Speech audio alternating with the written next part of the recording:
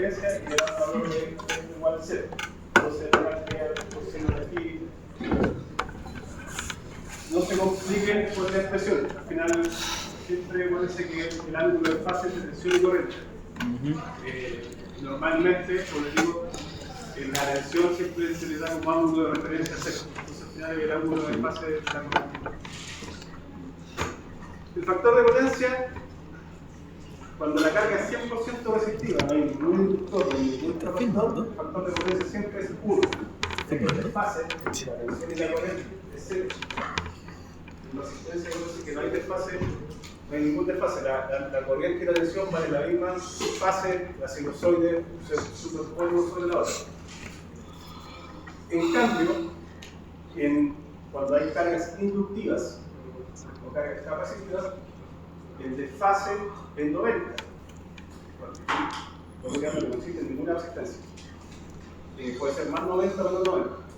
Eso quiere decir que el factor de potencia es 0. Coseno de 90 es 0. Entonces, bajo esa lógica, el factor de potencia se va a mover entre un valor de 0 y un valor de 1. No va a poder tener valores mayores a 1, igual en control nunca, ni tampoco valores menores que 0.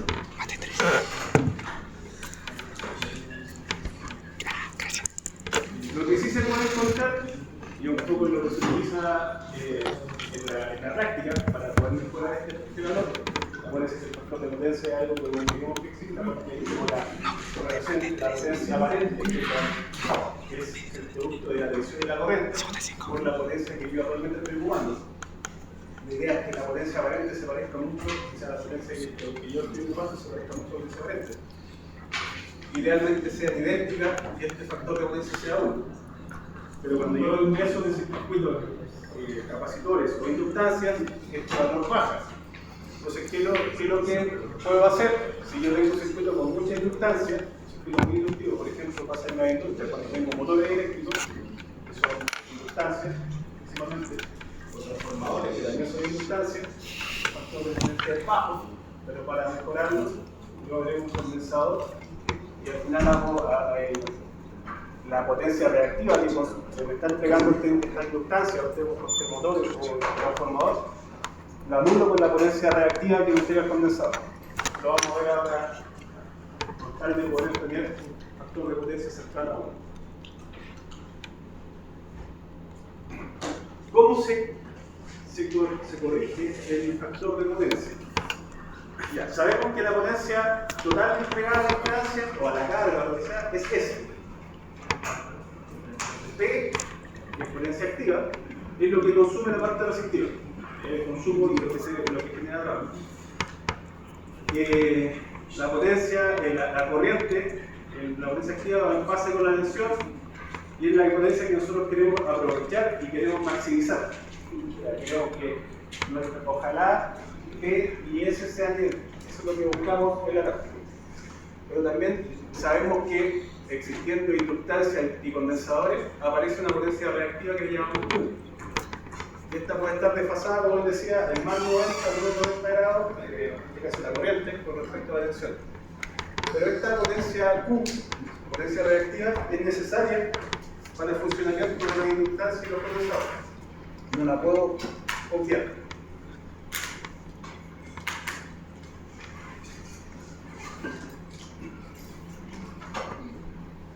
Entonces, el factor de potencia, lo vimos recién, que lo llamamos coseno phi, que varía entre 0 y 1, indica cuánto de esta potencia P realmente es aprovechable, o perdón, de esta potencia S realmente se aprovecha. Esa es como la razón. Y vamos a encontrar un concepto que va a decir, muchas veces en la literatura aparece, factor de potencia en atraso o factor de potencia en adelantamiento. Cuando se habla de factor de potencia en atraso, principalmente es porque hay mucha inductancia, hay muchas bobinas. Y la forma de la impedancia es R más J veces una reactancia inductiva. Y cuando se habla de factor de potencia en adelanto, en adelantamiento o adelantado, es porque la carga principalmente está hecha con condensadores. Entonces la inductancia yo la podríamos hablar como la resistencia o la carga, menos J veces la reactancia condensadora. ¿Qué quiero decir esto? Acuérdense, cuando en una impedancia la parte imaginaria es positiva, hay más bobinas que condensadores. O la carga principalmente es inductiva, cuando la parte imaginaria de una impedancia es positiva. Cuando la parte imaginaria de la impedancia es negativa, es porque hay condensadores. Hay más condensadores o esos puros condensadores. Y ustedes, me imagino que ya saben cómo calcular las reactancias. Hasta aquí eso lo tengo bastante claro. Y lo más mañana sí o sí lo hago. Cómo calcular el XL, cómo calcular el XL. ¿Qué pasa cuando el factor de potencia es bajo? Que acuérdense que el factor de potencia va de 0 a 1. El ideal es que sea 1, pero no, normalmente es menor que eso. Entonces, ¿qué pasa cuando el factor de potencia es bajo? Varias cosas que no queremos. Principalmente, aumenta la corriente que se consume. Esa es una de las cosas que sucede. Como aumenta la corriente, transmitir corriente de un lugar a otro por un conductor, sí o sí van a haber pérdidas. Entonces uno diseña los conductores para que transmitan la corriente de una forma, no lo quiero llamar ideal, de una forma realmente buena, por así decirlo. Siempre como digo hay pérdidas y uno minimiza las pérdidas lo que más pueda, y ahí entran otras variables como las variables económicas. Pero trata de trabajar con pérdidas bajas. Pero cuando el factor de potencia es bajo y aumenta la corriente, estas pérdidas aumentan. Y hace los sistemas menos eficientes, por lo que disminuye el rendimiento. Al aumentar las pérdidas en la línea, se genera algo que se llama caída de tensión en la línea. ¿Qué quiere decir? Que si yo idealmente había diseñado un sistema de transmisión en donde en un extremo tenía un nivel de tensión, por ejemplo, hablemos de media tensión, tenía 23.000 volts y hay otro extremo, quería que también existiesen los 23.000 volts, tengo una línea, por ejemplo, tengo un generador acá en corriente alterna de 23 kV y acá tengo una carga. Yo quiero que esta tensión también sea 23. Normalmente una línea la puede dar uno con una se va a bajar así como en la Z de aquí. Si esta parte aumenta las pérdidas, esta tensión que se genera, mi idea es que sea 23.000 siempre va a ser mucho menor a los 23.000 volts que yo estaba diseñando.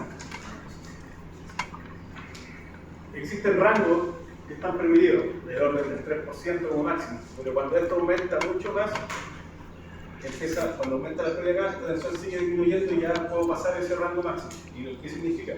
Que el sistema empieza a funcionar más. Imagínense que esto alimentar, no sé, esta carga que ahí fuese una industria y no está la tensión necesaria para hacer la operación que requiere, el proceso no va a ser eficiente. Lo más probable es que haya máquinas que puedan funcionar a la velocidad que se requiere, procesos que no funcionen adecuadamente, solo por el hecho de que el factor de potencia que existe es malo. Entonces, mejorando el factor de potencia, yo aumento la de la tensión, disminuyo las pérdidas en la línea y puedo obtener esta tensión que tengo generada en carga.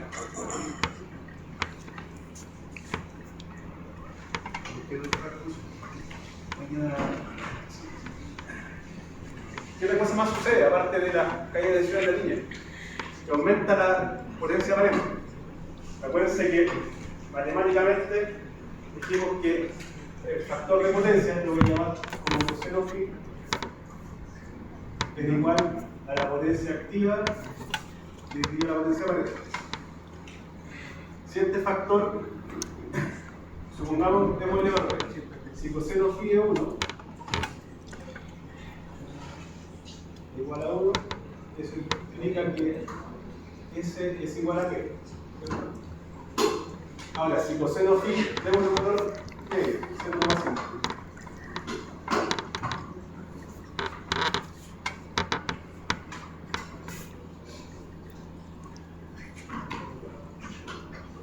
coseno phi es 0,5, implica que la potencia aparente va a ser igual a 2 veces la potencia activa. Porque si este sería 0,5, estaría dividiendo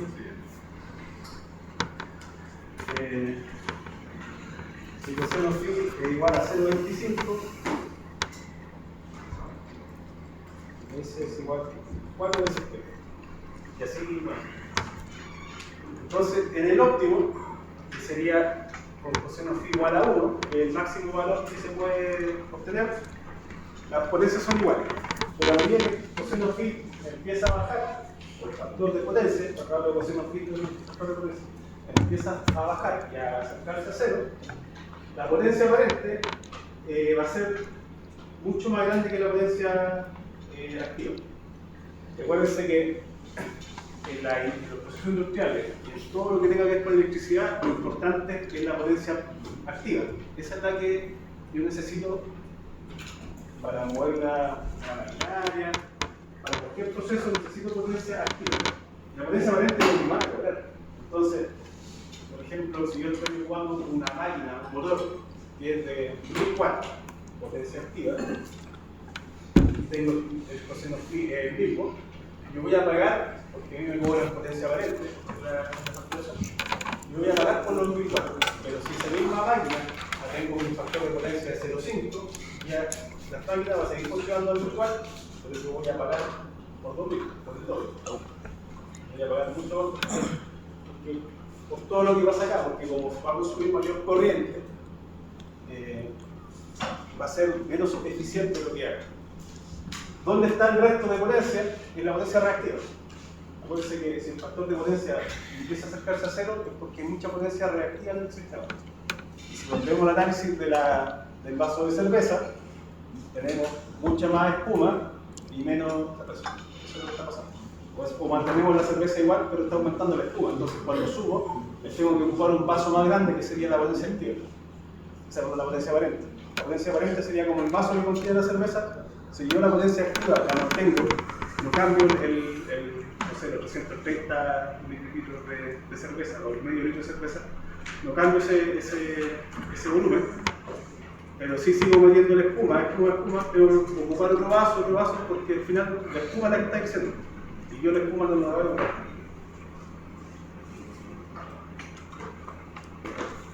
Entonces, ¿qué es lo que tenemos que hacer? O que se busca tratar de llegar con valores de factores de potencia cercanos a 1. Eso es lo que todo el que yo tengo que pedir en la industria, tratar de mejorar el factor de potencia. Y en cierto modo es algo que, aparte de que el proceso es poco eficiente, también se penaliza. Lo vamos a ver, debísimo verlo del proceso, para el tercer certamen, cuando veamos tarifas y cosas así, que hay una multa por el mal factor de potencia.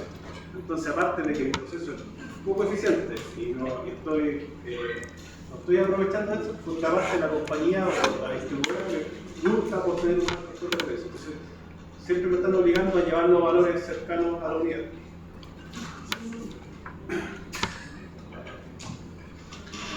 Pero, como les comentaba, algunas cargas necesitan tener potencia reactiva o su funcionamiento, no lo puedo obviar. Generalmente los motores tienen que tener potencia reactiva. Entonces, entro en una paradoja de decir, trato de llevar todo el factor de potencia al valor igual a 1 y no sé qué va a pasar con las cargas inductivas con un valor intermedio. Eso es lo que es un análisis que se hace más técnico, pero lo ideal es tratar de tenerlo lo más cercano a 1 el factor de potencia. ¿Y cómo se corrige? Normalmente en la industria, donde se encuentra esto, lo que van a encontrar va a ser carga inductiva. Entonces, para corregir el factor de potencia, tengo que yo conectar cargas capacitivas. Y eso es lo que vamos a ver ahora en los videos que quedan, antes de dar por finalizado esta parte teórica y nos metemos de lleno a solucionar. Normalmente, como les digo, ustedes van a encontrar cuando estén en la guía laboral y los que se dedican al tema más industrial, van a encontrar que las cargas de la industria son motores de inducción. Lo principal que van a encontrar es el motor de inducción y eso genera una potencia reactiva de tipo inductivo.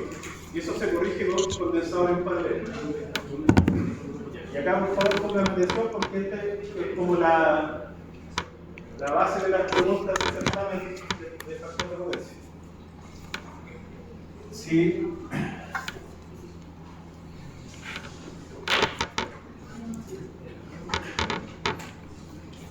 este triángulo que aparece ahí está mostrando ya como el resumen de las potencias de un circuito cualquiera, en donde encontramos una potencia activa que ya está fija y un valor de potencia reactiva le llamamos QC. Este sería QC. Entonces la suma de la potencia activa con la potencia reactiva me va a dar la potencia aparente.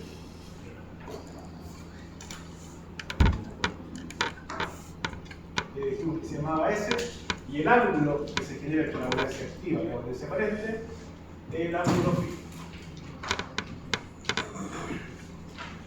Entonces cuando ustedes en un certamen o en un control o lo que sea les quieran calcular potencia, ustedes van a calcular potencia activa, potencia reactiva. Acuérdense que potencia activa era igual a B, valor efectivo de B, o de la corriente de valor efectivo, por el coseno del ángulo de fase.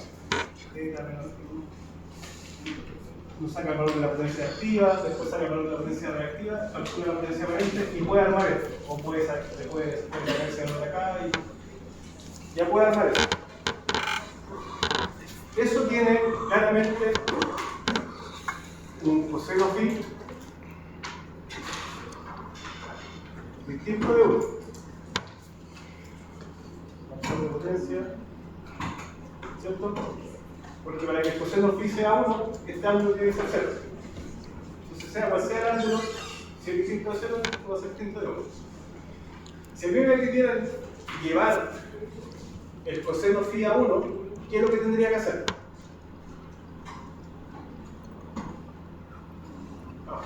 Bajar esto, ¿cierto?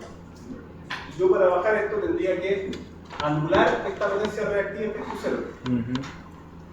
Q0 es asociada a todas las cargas que están de la mayoría inductiva. Entonces yo para anular esto, coloco un condensador conectado en paralelo, suponiendo que esto fuese, no sé, una fuente de tensión, un par de cargas, no sé, una Z acá, una Z acá.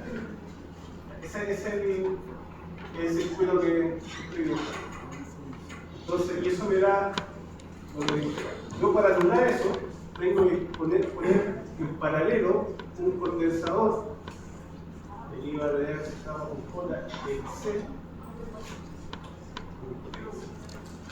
para que la potencia reactiva que entrega el generador, que es de signo negativo, se oponga a esta de acá. Entonces, si yo tengo una potencia reactiva positiva, la que yo voy a conectar, si pongo eso en paralelo, va a ser negativa.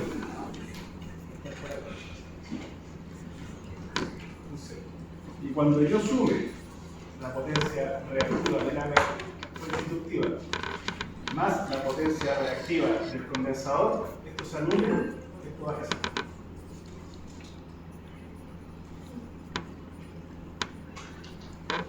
O tal vez me pueden decir dentro del ejemplo de ejercicio como aparece acá, reducir el factor, o sea, reducir la potencia reactiva y mejorar el factor de potencia. Aquí lo que hicieron, en este triángulo, sumaron este QC al Q sub 0 y aparece que llegó a este nuevo estado, que es Q sub M.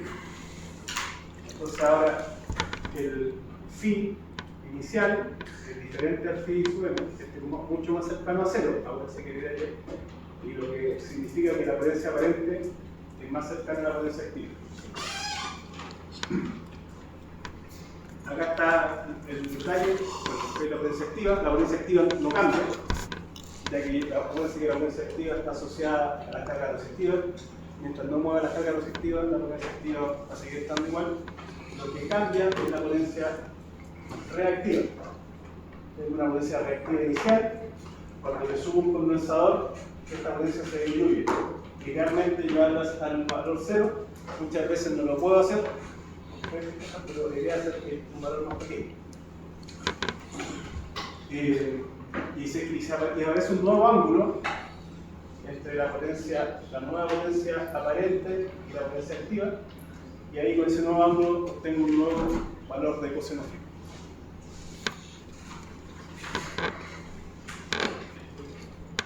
Esto queda mucho más claro con el ejercicio y lo vamos a comenzar a hacer el miércoles. No quiero meter el ejercicio ahora. Tengo con 10 tenemos 40 minutos para resolver dudas de más mañana. ¿Alguien tiene dudas de eso? Dígame. ¿Por qué buena pregunta. Principalmente porque la potencia del capacitor está relacionada con la tensión. Exactamente cómo era, pero es.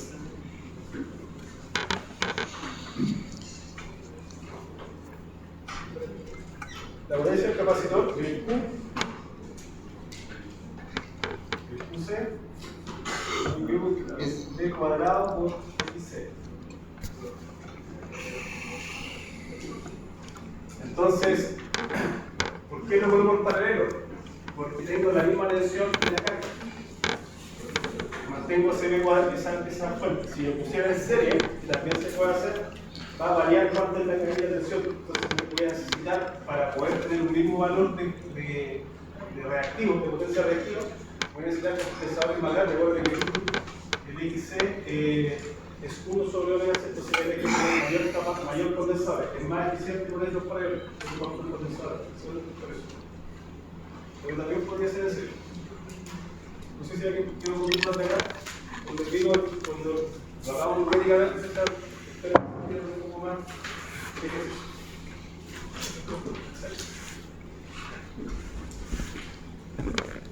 ¿Quién tiene consulta todavía? ¿Me había dicho que se puede llevar apuntes? Sí, se puede llevar un apunte. ¿Un formulario? Formulario. Formulario. No, se sería apuntes, se los van a tirar y se los van a problema. Se escriban todo. A las 14:30 es el la sala inicial va a ser la A112. Okay. Esa sala, por lo que vimos el miércoles, va a quedar chica, así que hay otra sala para los que vayan llegando después, se van a la otra. Al final van a haber 3 salas para el certamen. En cada sala va a estar el paralelo, en una sala va a estar el paralelo. ¿Cómo se revisa? En la otra va a estar por nosotros también son comunes. Y los que no alcancen a llegar a la sala, no sé motivo. Pero sí está chido. ¿Cómo hago clic derecho? Clic derecho. Creo que eso, ¿no? Sí, era ir dándote equipo. Chucha, equipo. Me imagino esto, ¿no? Sí, clic derecho en equipo. Clic derecho. Clic derecho aquí. Propiedades. ¿Cuál cosa? Propiedades. Propiedades, a ver. Pero la potencia se define como voltaje por corriente. O sea, ¿así será? No. Se afecta la proporcionalidad del voltaje por corriente. Propiedades. Creo que era este. Alt Enter. Pero por el coseno del ángulo. Del ángulo entre estos dos. Pero este ángulo, el mismo ángulo que se tiene. Es joya. El mismo ángulo que aparece acá. Hoy día conseguí 32, tenía que pagar un día. Me sale más barata la RAM que esto, la gráfica integrada. Entonces, esta potencia Esto. depende de la En vacaciones de verano. carga resistiva. Es la más nueva. Depende de la carga resistiva.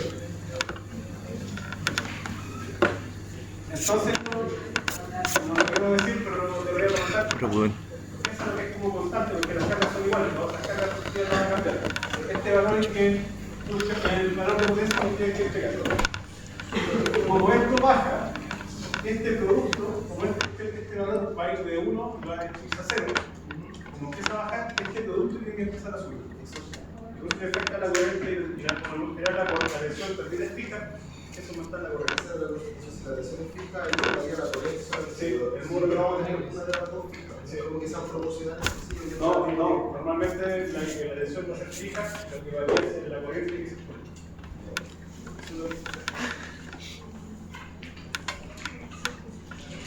¿Alguna consulta al respecto entonces? Ya, ustedes saben, consultas.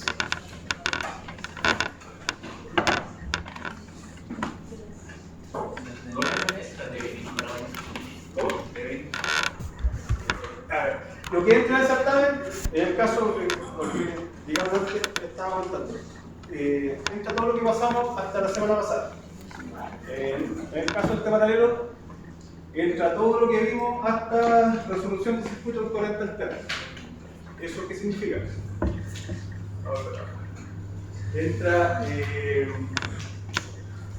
todo lo que es resolución de circuito de corriente continua, entran todos los métodos, ¿cierto?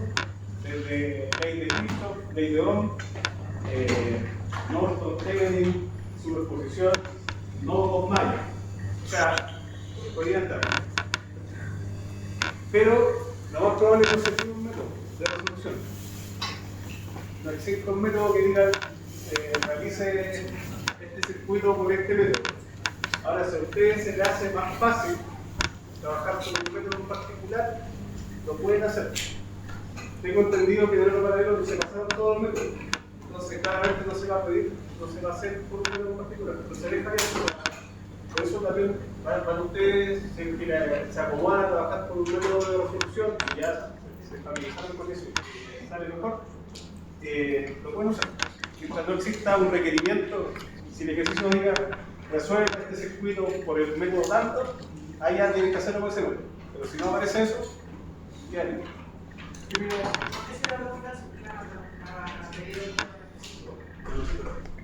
Exactamente. Sí, lo que sí sé es que van a haber dos ejercicios, eso sí ya está claro, uno de corriente continua y uno de corriente alterna. Y una parte teórica, que les dije que realizaran la primera presentación que hicimos, y ahí van a seguir las preguntas teóricas. Hay cosas que se conversaron, muchas veces no aparecen. Algunas aparecen explicadas ahí de forma directa, por así decirlo. Otras son cosas que hemos conversado que se tratan. Esa es una parte, como decía, va a haber un ejercicio de corriente continua, donde tienen que tener claro todo lo que hemos todo el tema de resolución, calcular el tema de la referencia a carga, referencia a fuente, parte de eso, cálculo de potencia en corriente continua, que eso lo vieron, potencia del PPI en corriente continua. En ese sentido de energía, diferencias de potencia y energía, si lo viera la una y viera la otra. Creo que lo que es diferencia de potencia y energía.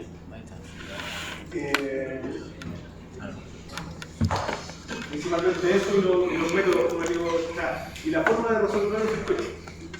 A esta altura, si ya lo saben hacer de una manera, no cambien esa forma. Este es un concepto de un ex estudiante, muchas veces uno parte de horas la aprende como vaya a aprender y al final se enreda. Y ahí es por lo que ustedes saben, incluso lo veo que no me escriban lo que no veo. Y déjame entender la idea. Y después corriente alterna principalmente fasores, que los circuitos de corriente alterna se trabajan con fasores. Cuando calculen fasores, no sé que el ayudante les pasó, primero ayudantío, la que han visto, por ejemplo, si una función en el tiempo, no sé, p de t es igual a 1, ¿cierto? Y de 2, coseno, omega t más 1. Por ejemplo, se ve mucho eso, porque aquí habla, esto de acá sería lo mismo si uno multiplica esto por 300, lo llevan a Fasores y lo hacen de la siguiente manera. Sacan el módulo y el ángulo, y ese módulo lo dividen por raíz de 2. Ese módulo de objeto lo dividen por raíz de 2 y por eso les queda el módulo del número. Cuando está así, dividido por raíz de 2, es 300 raíz de 2 dividido por raíz de 2. Cuando está de esta forma, lo que estamos mostrando es el valor efectivo.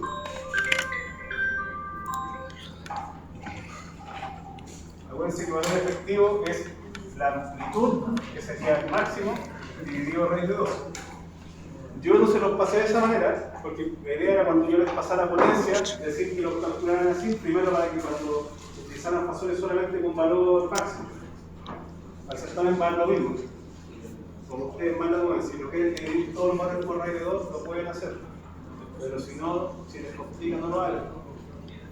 Pero sí, de ahora en adelante, cuando tenemos potencia, siempre el Fasor va a meter dividido por raíz de 2. ¿Por qué? Porque acuérdense que la definición de potencia, S es igual a selección en valor efectivo por la corriente en valor efectivo. Entonces ahí sale el tiro el número.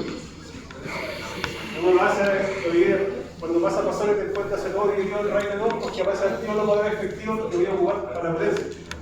Pero como no alcanzamos a llegar a la potencia, no se preocupen con eso, y el número que le aparezca, que normalmente en los certámenes normalmente les va a aparecer un circuito en el tiempo, lo que sea, va a ser aquí, la fuente, la resistencia, no sé, un capacitor, acá una resistencia y una inductancia, con una tensión BPT, un valor acá, un R, un C, un R2, un R. Y esa función BPT va a ser igual a un valor algo, un valor máximo, con un coseno o un seno de un omega t a una t.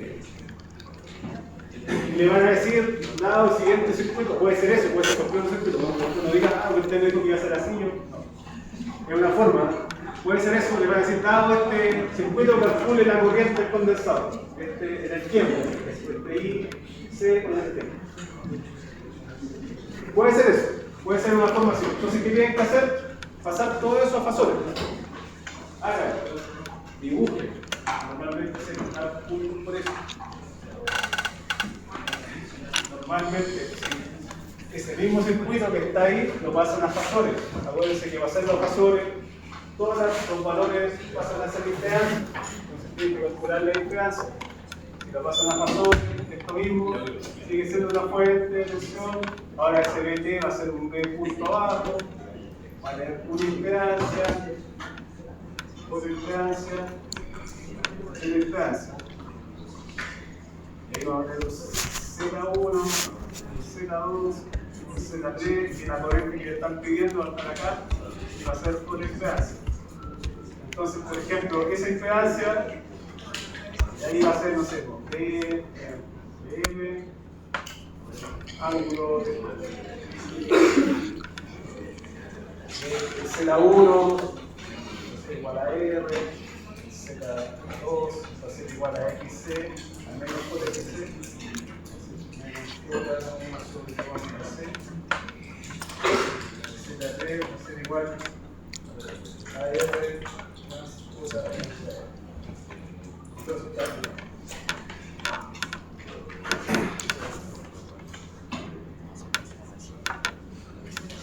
Por eso, el ejercicio vale, no sé, 20 puntos y tienen el tiempo.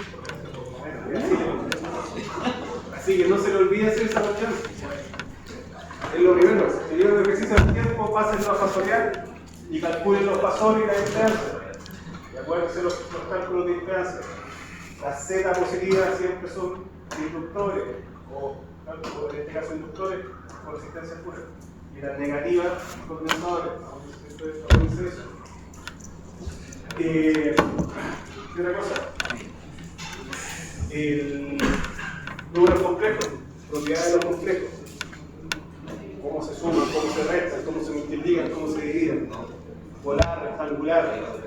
Los que tengan calculadora, una HP o una TI, es mucho más fácil. Los que tienen calculadora no tan avanzada como la HP y la TI, a veces se puede hacer con la calculadora, pero hay que aprender a hacerlo. Yo nunca aprendí. Yo al final fui en la fase con una TI y lo que sea. Pero yo sé que la calculadora también lo hace, pero los que tengan otro tipo de calculadora les va a costar un poco más, quizás un par de pasos tienen que ser previos, pero manejen eso. Lo mismo, cómo calcular ángulos en los fasones. Si no aparece un ángulo, cómo se relacionan los ángulos en un pedazo. ¿Ah? Está creando parte imaginaria. Claro. ¿Y cómo se vería el ángulo si no lo tienen?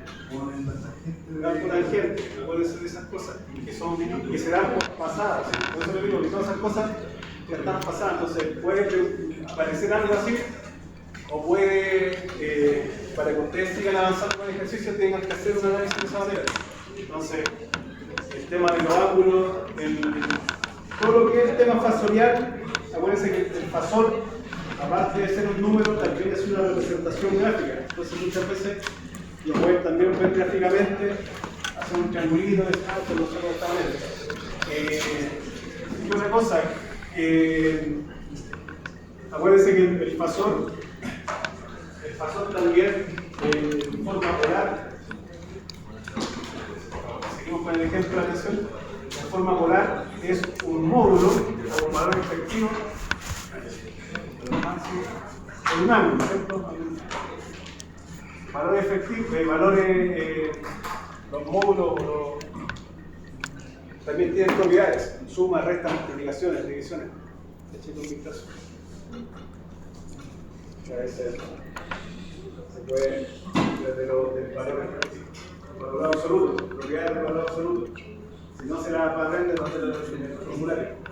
Propiedades del valor absoluto. ¿Qué pasa si yo te saco valor absoluto para, por ejemplo, si yo quiero sacar el valor absoluto de Z, y Z de esta forma es R más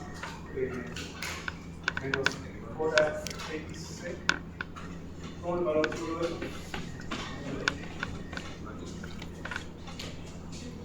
propiedades de valor absoluto, propiedades de los números complejos. Y lo demás, si hacen ejercicios de redes, se les va, como les digo, el proceso de cálculo, el que más le acomoda a ustedes. No se compliquen, si a un compañero le sale más fácil hacerlo con un método, si a ustedes les sale más fácil plantear todas las ecuaciones, háganlo como a ustedes les sale más fácil. Si no hay dudas, no sé. ¿Dudas por supuesto? Ya, yo les voy a escribir por aula el detalle del certamen para mañana, pero como les digo, la sala va a ser la A112, la que está abajo, lo tenemos que hacer los miércoles, con formulario, el horario de las 14:30. La sala tiene un máximo de cantidad de alumnos, después los que vayan llegando van a pasar a otra sala, así que si quieren estar ahí, ahora no van a estar tan juntos como el miércoles, así que tenganlo claro, a ser